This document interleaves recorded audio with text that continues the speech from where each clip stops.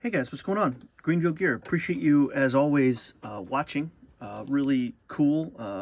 And if you are new to the channel, welcome. If you're a veteran of the channel, welcome back. I don't do a thing where I look at analytics about the channel too much. This started as a very humble operation, and it still is.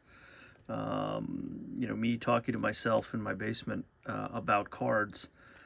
But I did notice 90% of my viewers who watch my videos are not subscribers. So if you are a new watcher or watch once in a while, give it a little bit of consideration to subscribe. And I'm glad you're here. I wanted to show you some pickups of late, and this is over a couple of months for sure. And it's a pretty good stack of random kind of Hall of Fame baseball, mostly vintage pickups. And cards that I've grabbed on my travels and various places, and I've been kind of setting them aside and putting them in a stack to show you. So a fun part of my collection is kind of vintage 50s, 60s Hall of Famers baseball.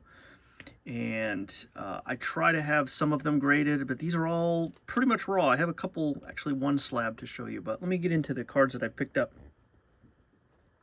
Here's a 1962 Nellie Fox. Don't remember where I got this one. Actually, most of these I won't. I'll just tell you the ones that I remember, if I remember where I got them from. Here's the 55 Hal Newhouser. And this has got a bad corner up here, but love this card. He doesn't have a ton of cards, I don't think, best I can tell. Please let me know. I know he was in the 53 set, I think, 55 set, but just a cool card. What a set. Love that set. Tony Oliva, Sporting News All-Star, what is it, 68? Part of the poster here for the back. So I actually grabbed two of those. This must have been a cheap and easy pickup on ComC, something like that. Here's Jim Bunning. I found this set easily attainable. The 68 top set would be a fun set build someday. So I will just pick off the Hall of Famers once in a while when I see them. Here's Don Sutton. I really like cards like this, the kind of combo card. You got three Hall of Famers here: Frank Robinson, Harmon Killebrew, and Yaz for the 1967 RBI leaders. It's cool to get three Hall of Famers on one card. And you can see Mantle had 55 that year, and Al Kaline, and some of the other names you recognize, but that's just kind of neat. Here's actually a duplicate. I grabbed two of these. If I see them well centered and sharp enough corners, then I just grab them, especially if they're affordable. Here's Juan Marichal. So it looks like I kind of got into a little bit of a groove here on some of these 68s. Here's Aparicio. I think that's the last one for the 68s. Here is another of the Hal Newhousers. And I don't recall where I got this. One of the Newhousers I got from a card show, and one of them I got on ComC, now that I think about it. And I can't remember which is which. I actually think the one on the right, minus the corner, has a lot better eye appeal. But ended up grabbing a couple of those. I don't usually mind having duplicates if the cards the price is right and the condition looks good. Here's a few kind of early 80s, 70s Hall of Famers that I grabbed too. There's an Ozzie Smith from his Padres days. There's a Carlton Fisk. I really like that card. Yeah, another 1978. It's a cool set. Robin Yount.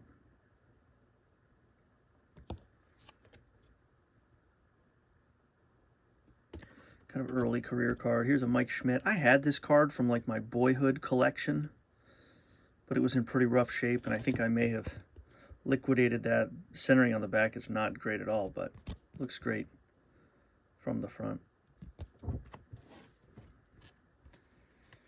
Here's a Decal Edge Aparicio.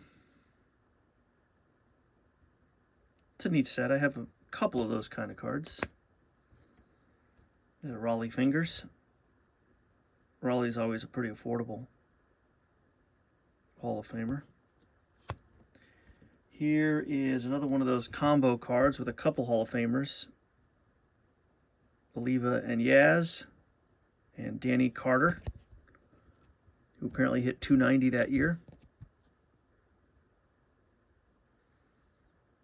But you could see some other Hall of Famers there on the list. Frank Robinson, Rod Carew, Aparicio, and some others. Actually, I got two of these. So there's your AL batting leaders for 68. So obviously this is from the 69 set. Here's some more pickups. Here's a Jim Cott.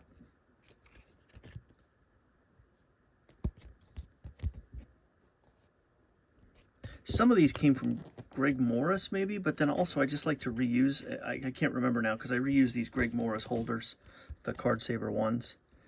I'm sure you all do that too. You have a kind of strategy. I have a kind of stack of holders that cards get mailed to me in, and then I just reuse them.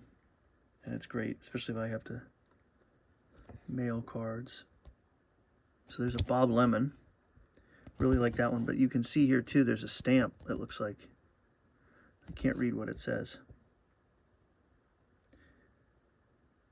I do not know if I knew that when I got it, but still, that's just a nice looking 50s Hall of Fame card. Here's a 1959 Larry Doby. I found this one in an antique store, and it is sharp on the corners and so on. And then when I really looked at it, and you can see it here with my thumb, it's got a little bit of like almost like a scrape. It's got a little paper loss there. And then you can see it on the back too. So I had initially thought this was a very gradable card, and of course it's not really worth it now, but nevertheless, nice example. I didn't have that card. Here's a guy who's not a Hall of Famer, so he kind of snuck in here. But I grabbed this one at a card show, my local card show, and it was just a really nice card. Ted Kluszewski.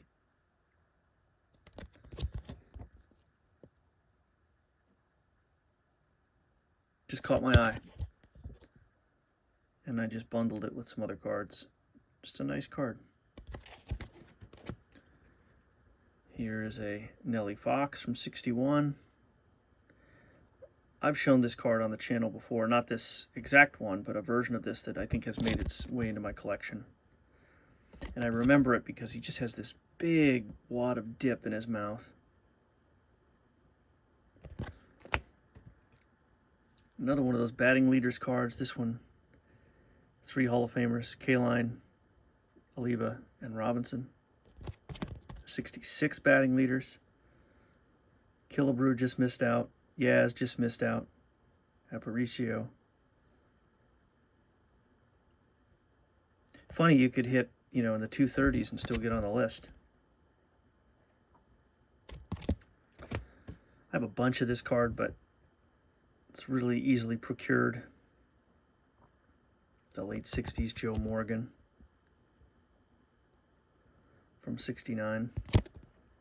Just a sharp card. Every time I look at it, I always think there's a smudge or something like that, but it's just a grainy cloud in the background on the Joe Morgan. It's another 61. There's Jim Cott. Great looking coif of hair. Pretty sharp card, a little soft on this side. But still, for a couple bucks, probably. Great card. I have this card, I believe, slabbed, but this is the Keystone Combo from 59. 2 Hall of Famers, Fox and Aparicio.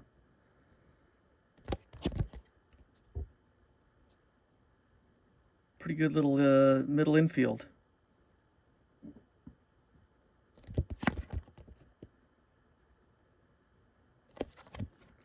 That is such a cool subset. Destruction Crew is a favorite from that 1959 as well. Here is a slab. Let me take it out of the bag for you. I've kind of been dipping a little bit into 70s PSA Hall of Famers. This is a Johnny Bench. I don't have any really Johnny Bench in my collection, so I grabbed this one from 1979.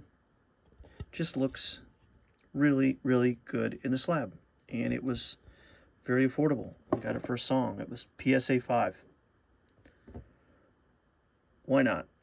for the price of it, you know, being essentially ungraded or quote unquote raw, I was able to grab this, and that's that. So I've got some other cards from the 70s. Most of my slab PSA Hall of Famers are from the 50s and 60s. But if I see one from the 70s like this that has nice eye appeal, I will grab it. I'll show you 2 other Hall of Famer cards only because they're close here, and these were also pickups, and they're not even baseball. It's from 1973, Johnny Unitas, and I picked up 2 copies of that card. So there's a football bonus that I slipped in there, and there it is. Just couldn't pass that up, so I grabbed a couple of those. So thanks as always for tuning in. Really appreciate it. Give me a note if you had a favorite or a card that spoke to you. But the most important thing is I'm just grateful that you watched, and I really appreciate it. So thanks again for tuning in, and I'll see you on the next video. Take care.